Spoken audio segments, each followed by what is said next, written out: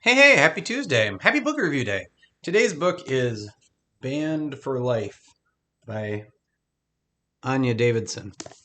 Um, Banned for Life begins life as a weekly comic strip, and I think it was an online one, so webcomic, I guess, whatever you want to call it.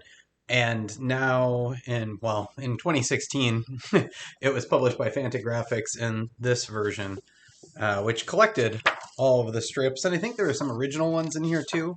I'm not 100% sure. But Anya Davidson is from Chicago, which interestingly is also where Emil Ferris is from. They both use monsters as their main characters. So I don't know if there's like a Chicago monster connection, but you can see the art looks like that. In some ways, it kind of reminds me of Love and Rockets a little bit in its style. And essentially, the story is, and Davidson talks about this, somewhat autobiographical about her attempts to be in a band and juggling um, life, being a parent or having a job, and people with different motivations while you're trying to make music and make, your band successful. So, in some ways, I wish I had found this when I was working on my book, The Life and Times of Scarborough Fair, because they both kind of cover similar themes.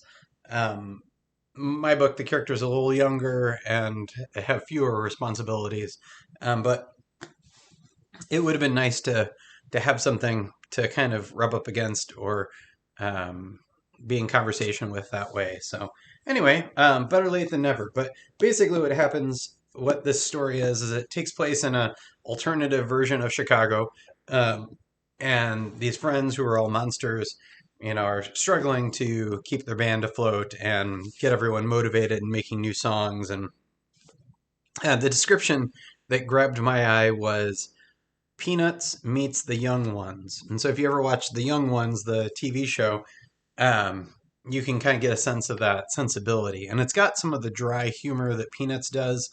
Um, so, yeah, I enjoyed it. It was a fun read. You can kind of tell the start of each one because it's got a little, the logo at the top and something that says, like, in this episode, and here's the next one.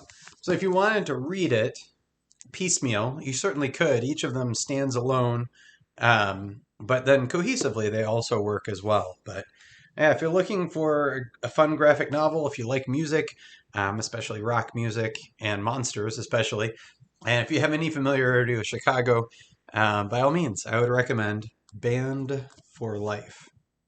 Anya Davidson. What are you reading? Thanks. Bye.